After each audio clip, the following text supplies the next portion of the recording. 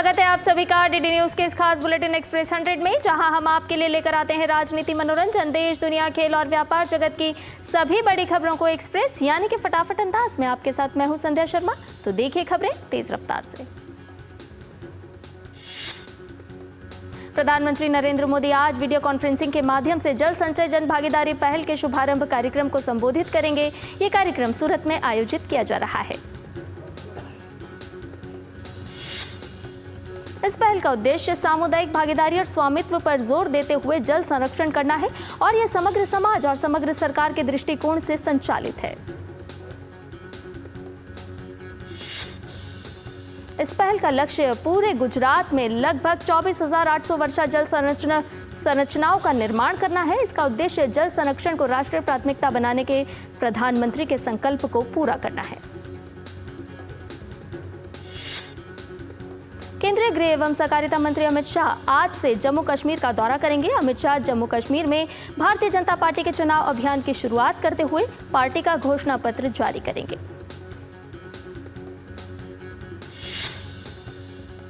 शाम को अमित शाह पार्टी नेताओं के साथ बैठक की अध्यक्षता करेंगे और पार्टी कार्यकर्ताओं के प्रतिनिधिमंडल से मिलेंगे। शनिवार को अमित शाह का एक रैली को संबोधित करने का कार्यक्रम है। आपको बता दें कि केंद्र शासित प्रदेश जम्मू कश्मीर में 3 चरणों में विधानसभा चुनाव होंगे। पहले चरण के लिए 18 सितंबर को वोट डाले जाएंगे।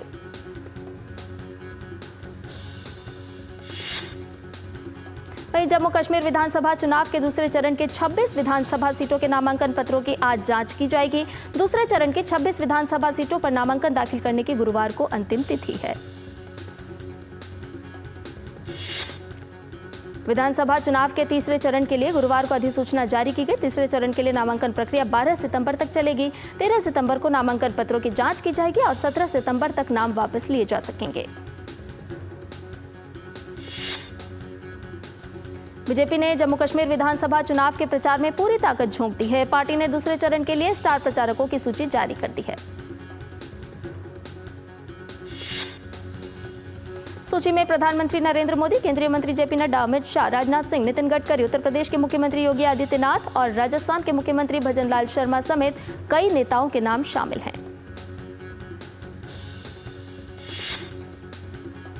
केंद्रीय स्वास्थ्य मंत्री जेपी नड्डा आज पटना में इंदिरा गांधी आयुर्विज्ञान संस्थान में एक नए सुविधा केंद्र का उद्घाटन करेंगे। उनके 2 दिवसीय बिहार दौरे में स्वास्थ्य सेवा के बुनियादी ढांचे और पार्टी की रणनीति पर केंद्रित कई प्रमुख कार्यक्रम शामिल होंगे। केंद्रीय मंत्री JP Nadda Jawaharlal Nehru medical college और अस्पताल में एक छात्रावास का उद्घाटन करने के लिए भागलपुर जाएंगे। इसके बाद वो एक अन्य छात्रावास और एक मल्टी स्पेशलिटी अस्पताल के उद्घाटन के लिए गया जाएंगे। राज्यपाल सीवी आनंद बोस ने विधानसभा द्वारा पारित अपराजिता विधेयक के साथ तकनीकी रिपोर्ट भेजने में विफल रहने पर मुख्यमंत्री ममता बनर्जी की आलोचना की है। नियम अनुसार सरकार का यह कर्तव्य है कि विधेयक को मंजूरी देने पर निर्णय लेने से पहले तकनीकी रिपोर्ट भेजे। यह पहली बार नहीं है कि सरकार ने तकनीकी रिपोर्ट रोकी है और विधेयकों को रोकने के लिए राजभवन को दोषी ठहराया है।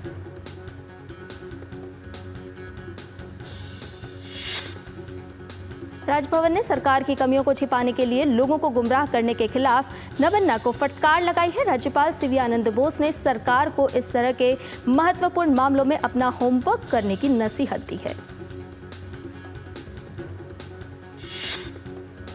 राज्यपाल ने कहा कि बंगाल विधेयक आंध्र प्रदेश, महाराष्ट्र और अरुणाचल प्रदेश द्वारा पारित समान विधेयकों की नकल है। यह अच्छी तरह जानते हुए कि इनमें से कुछ विधेयक भारत के राष्ट्रपति की स्वीकृति की प्रतीक्षा कर रहे हैं। आरजीकर मेडिकल कॉलेज भ्रष्टाचार मामले में ईडी ने संदीप घोष और उससे जुड़े करीबियों के ठिकानों पर छापेमारी की है। कोलकाता और उसके आसपास करीब 6 जगहों पर ईडी ने छापे मारे हैं। अयोध्या में एक नाबालिग दलित बालिका के साथ दुष्कर्म के मुख्य आरोपी शाहबान को पुलिस ने मुठभेड़ के बाद गिरफ्तार कर लिया है।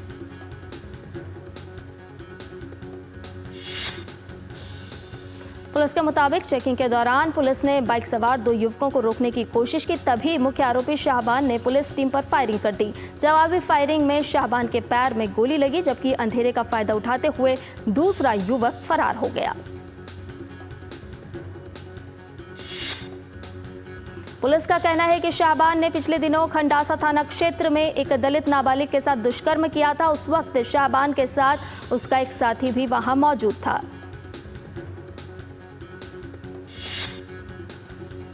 केंद्रीय मत्स्य पालन, पशुपालन व डेयरी और पंचायती राज मंत्री राजीव रंजन सिंह उर्फ ललन सिंह आज आंध्र प्रदेश के विशाखापट्टनम में झींगा पालन और मूल्य श्रृंखला को सुदृढ़ करने के लिए हितधारक परामर्श की अध्यक्षता करेंगे। वाराणसी की अदालत ने ज्ञानवापी परिसर में भारतीय पुरातत्व सर्वेक्षण द्वारा सर्वेक्षण की मांग वाली याचिका पर आज सुनवाई होनी है। इससे पहले 4 सितंबर को हुई सुनवाई में कोर्ट ने हिंदू पक्ष की दलीलें सुनी थी। सुनवाई के दौरान मुस्लिम पक्ष के प्रतिनिधि कोर्ट में मौजूद थे। बता दें कि हिंदू पक्ष के वकीलों ने कोर्ट से जल अभियांत्रिकी, भूगर्भ शास्त्रियों और पुरातत्व वैज्ञानिकों द्वारा जांच कराए जाने की मांग की है।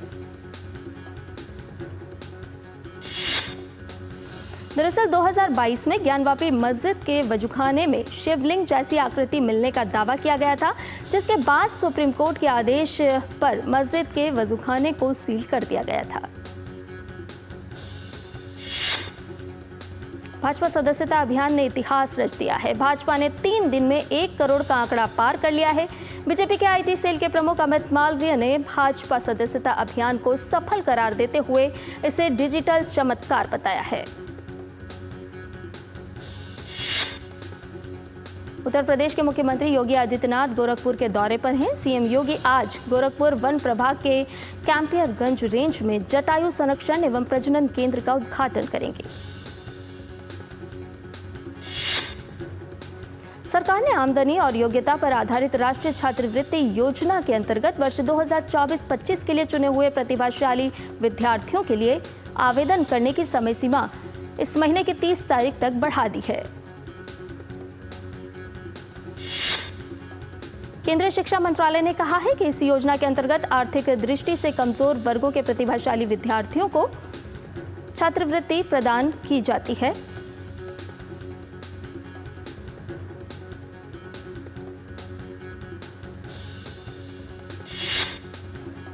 इसका लक्ष्य विद्यार्थियों को 12वीं कक्षा तक स्कूली शिक्षा पूरी करने के लिए प्रेरित करना है। राष्ट्रीय छात्रवृत्ति पोर्टल इस वर्ष 30 जून से खुला हुआ है ताकि विद्यार्थी अपने आवेदन जमा कर सकें। उत्तर प्रदेश के बहराइच में आदमखोर भेड़ियों को पकड़ने के लिए वन विभाग और प्रशासन की टीमें लगातार प्रयास कर रही है।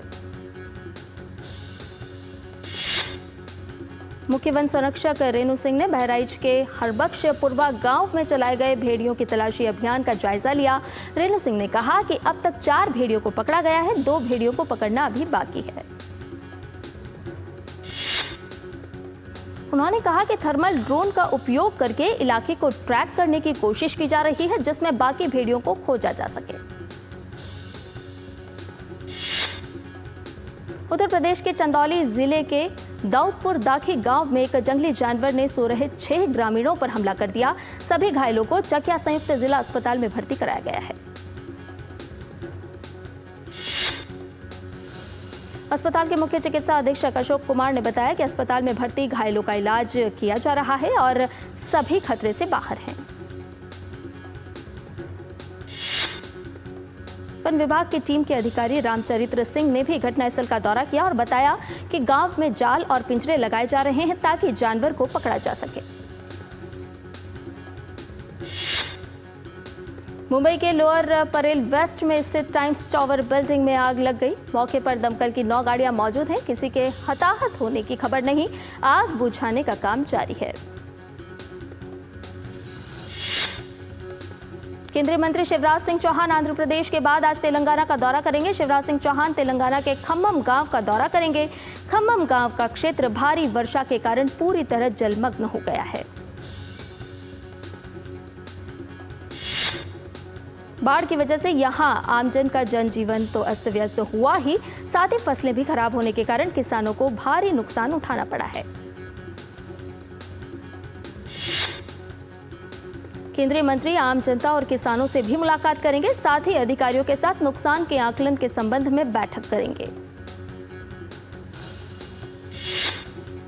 गौरतलब है कि गुरुवार को केंद्रीय मंत्री ने आंध्र प्रदेश के विजयवाड़ा में बुडामेरू कैचमेंट और शहर में बाढ़ग्रस्त क्षेत्र जक्कमपुड़ी मिल्क फैक्ट्री, कंद्रिका, अजित सिंह नगर और अंबापुरम का हवाई सर्वेक्षण किया। केंद्रीय मंत्री ने भारी बारिश के कारण क्षतिग्रस्त हुए कृष्णा रिवर पर बने प्रकाशम बैराज, डैम और खेतों का निरीक्षण भी किया। उन्होंने किसानों से भी मुलाकात की। देश भर के कई राज्यों में बारिश का कहर जारी है। उत्तराखंड और पूर्वी राजस्थान में भारी बारिश की संभावना को देखते हुए मौसम विभाग ने आज ऑरेंज अलर्ट जारी किया है।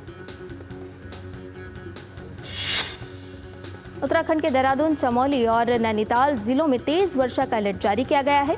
रुद्रप्रयाग, अल्मोड़ा, चंपावत और टिहरी जिलों में हल्की से मध्यम बारिश हो सकती है। पूर्वी राजस्थान के कई जिलों में भारी बारिश हो सकती है। राजस्थान के 18 जिलों के लिए येलो अलर्ट जारी किया गया है।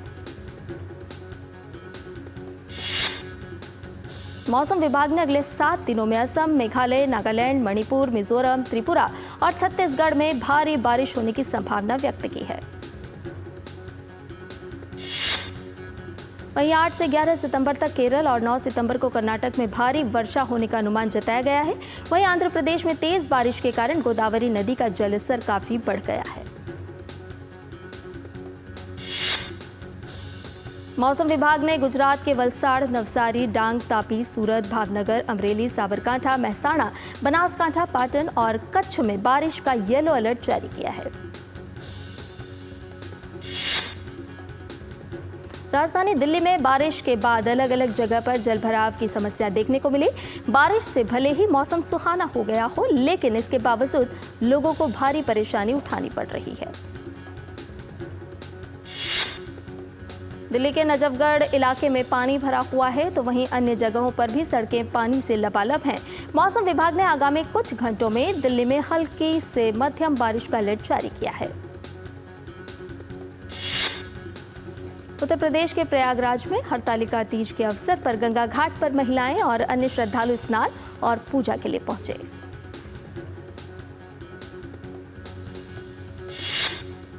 और बुलेटिन में फिलहाल रुक रहे हैं एक छोटे से ब्रेक के लिए, जल्द हाजिर होंगे।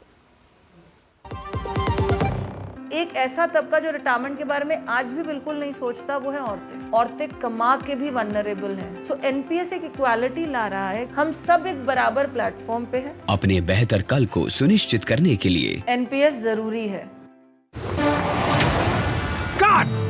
सुरक्षा की गारंटी हर चीज में जरूरी है, चाहे वो मुश्किल स्टंट हो या अच्छी फसल। इसलिए ले आइए IIL के ट्रैक्टर ब्रांड का शिनबा, जो देता है सुंडी और ट्रिप से सुरक्षा की गारंटी। बात जब पीढ़ियों के लिए बनने वाले घर की हो, तो जिम्मेदारी बड़ी हो जाती है। गैलेंट समझता है ये जिम्मेदारी। अब डबल M रिब्स के साथ गैलेंट एडवांस TMT रीबार, निर्माण का रियल हीरो। और ब्रेक के बाद एक्सप्रेस 100 में आपका एक बार फिर से स्वागत है। आइए बाकी की खबरों को जानें फटाफट अंदाज में। भारतीय उद्योग परिसंघ आज से नई दिल्ली में CII India Mediterranean business conclave का आयोजन कर रहा है। कॉन्क्लेव को विदेश मंत्री डॉक्टर एस जयशंकर संबोधित करेंगे। RBI गवर्नर शक्तिकांत दास ने कहा कि चालू वित्त वर्ष के लिए रिजर्व बैंक ने 7.2% की विकास दर का अनुमान लगाया है। IMF ने भारत के लिए अपने विकास अनुमान को संशोधित कर 7% पर रखा है। केंद्रीय वाणिज्य एवं उद्योग मंत्री श्री पीयूष गोयल ने ISA इस्पात सम्मेलन के 5वें संस्करण में अपने संशोधन के दौरान वर्ष 2034 तक 500 मिलियन टन इस्पात उत्पादन का लक्ष्य निर्धारित किया। आंध्र प्रदेश और तेलंगाना में बारिश और बाढ़ को देखते हुए केंद्रीय वित्त मंत्रालय ने सार्वजनिक क्षेत्र के बीमा कंपनियों को निर्देश दिए हैं कि वे प्रभावित लोगों को सहायता प्रदान करें। मंत्रालय ने बीमा दावे के निपटान के लिए प्रक्रियाओं को आसान बनाने का भी निर्देश दिया है। बीमा कंपनियों से कहा गया है कि वे उन नोडल अधिकारियों के नाम और फोन नंबर विज्ञापित करें जिनसे पॉलिसी धारक संपर्क कर सकें। केंद्रीय उपभोक्ता कार्य, खाद्य एवं सार्वजनिक वितरण तथा नवीन एवं नवीकरणीय ऊर्जा मंत्री प्रहलाद वेंकटेश जोशी ने बिक्री के लिए तैनात मोबाइल वैन को झंडी दिखाकर 35 रुपए प्रति किलोग्राम की दर से प्याज की खुदरा बिक्री की शुरुआत की।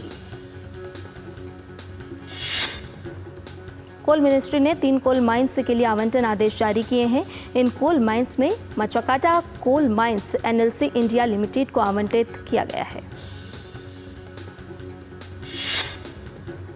मुंबई से ऑस्ट्रेलिया के मेलबर्न तक भारतीय अनार की पहली खेप सफलतापूर्वक पहुंचा दी गई है। इसे एपिडा इंडिया पैविलियन में फाइन फूड ऑस्ट्रेलिया 2024 में प्रदर्शित किया गया, जिससे भारतीय अनार की वैश्विक मांग और बढ़ गई। भारत जल्द ही प्रमुख उभरते बाजारों के सूचकांक में चीन को पछाड़ सकता है। Multinational investment bank Morgan Stanley ने कहा कि इससे विदेशी निवेशक भारत में निवेश के लिए ज्यादा आकर्षित होंगे। मॉर्गन स्टैनली का कहना है कि वैश्विक स्तर पर पहले से ही भारतीय बाजार सबसे अच्छा प्रदर्शन कर रहा है। मुकेश अंबानी की अगुवाई वाली रिलायंस इंडस्ट्रीज ने बताया कि उसके बोर्ड ने 1:1 के अनुपात में बोनस शेयर जारी करने को मंजूरी दे दी है।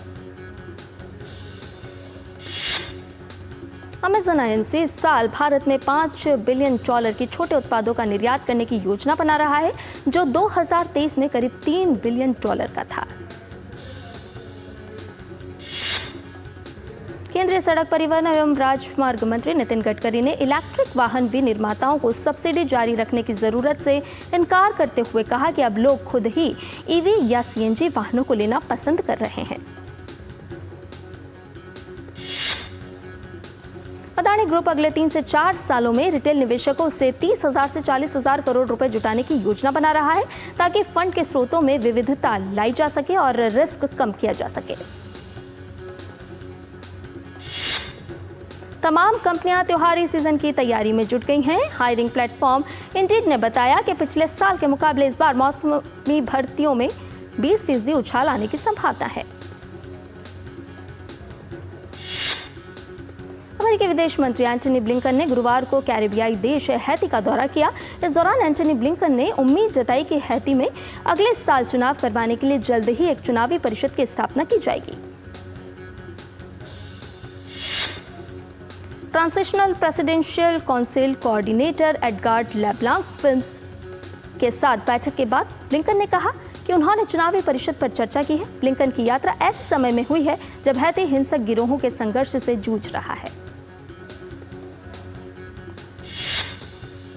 अमेरिकी विदेश मंत्री एंटनी ब्लिंकन ने हैती के सशस्त्र गिरोहों से लड़ने में मदद करने के लिए संयुक्त राष्ट्र से हैती में एक अंतर्राष्ट्रीय सुरक्षा मिशन भेजने का अनुरोध किया है।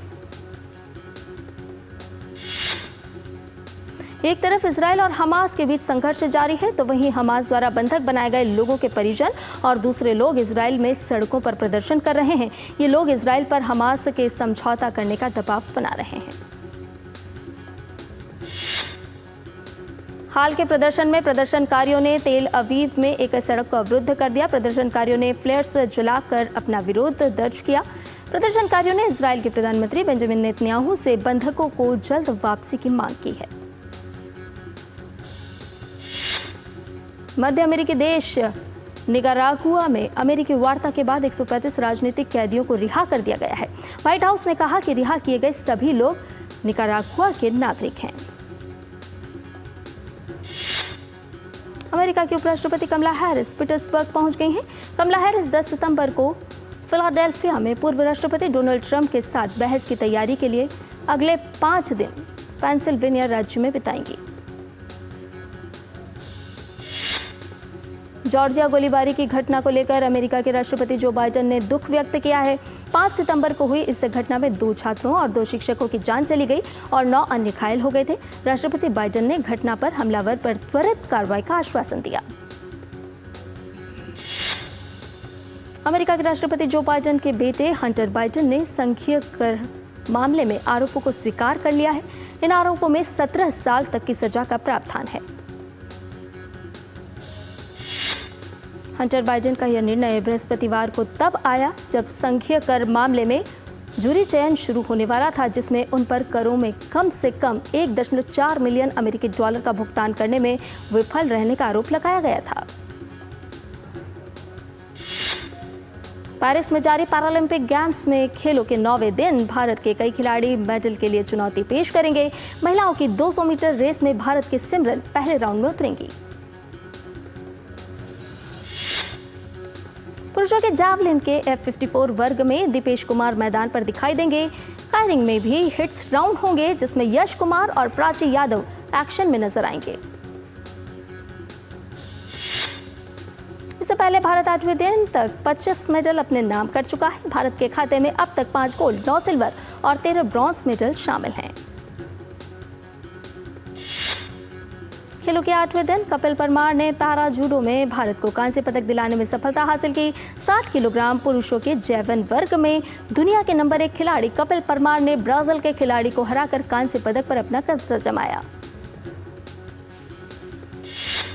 हरविंदर सिंह और पूजा ने की जोड़ी पैरालंपिक के रिकर्व मिश्रित टीम तीरंदाजी स्पर्धा में पदक जीतने से चूक गई हैं।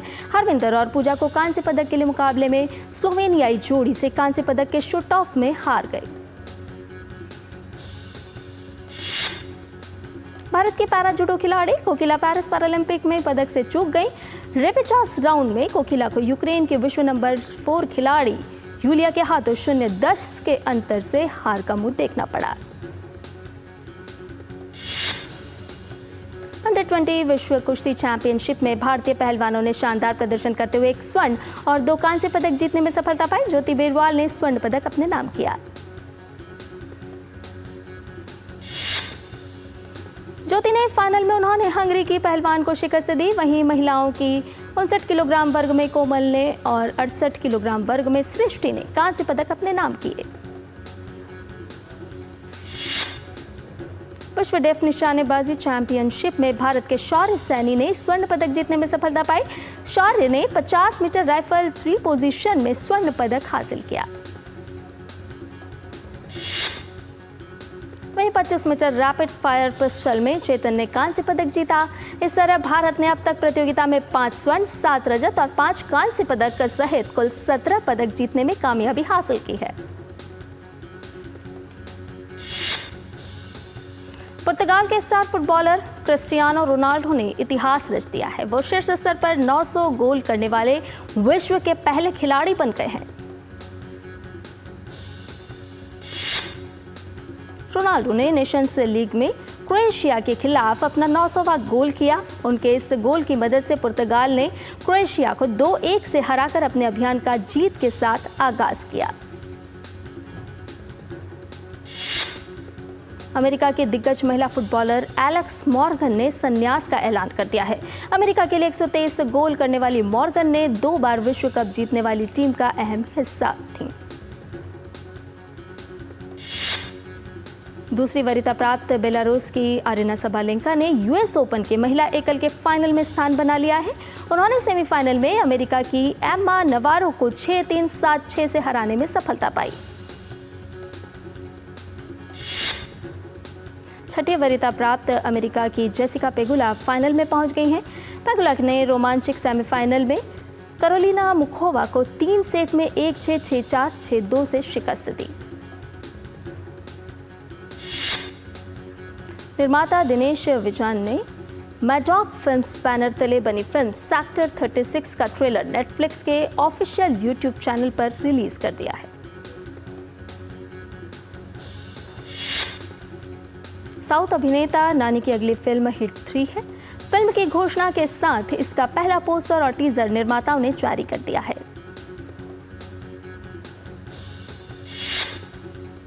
करीना कपूर अपनी आगामी फिल्म द बकिंघम मर्डर्स में एक मर्डर मिस्ट्री को सुलझाती नजर आएंगी। फैंस को इस फिल्म का बेसब्री से इंतजार है। शाहिद कपूर और पूजा हेगड़े अभिनीत फिल्म देवा है। उन्होंने फिल्म देवा की शूटिंग पूरी कर ली है और इसी खुशी में वे टीम और कास्ट के साथ इस गाने पर जमकर थिरकते हुए नजर आए।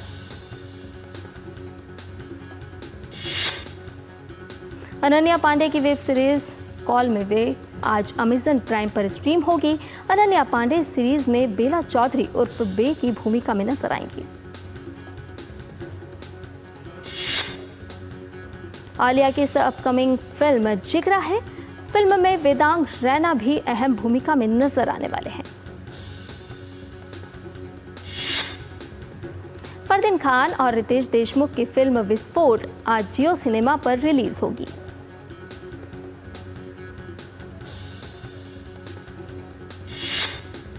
साउथ सुपरस्टार विजय की film the greatest of all time कूट रिलीज हो गई है। यह फिल्म लगभग 4 हफ्ते बाद OTT पर भी रिलीज की जाएगी। बॉलीवुड निर्देशक रीमा काकती की film Super Boys of Malegaon की स्क्रीनिंग 68वें BFI लंदन फिल्म फेस्टिवल में की जाएगी। आईफा अवार्ड्स की तरफ से तकनीकी पुरस्कार विजेताओं की सूची जारी कर दी गई है। इसमें जवान, एनिमल, पठान, बारहवीं फेल जैसी फिल्मों ने जगह बनाई है। और इसके साथ ही एक्सप्रेस न्यूज में फिलहाल मेरे साथ इतना ही। मुझे दीजिए इजाजत। नमस्कार।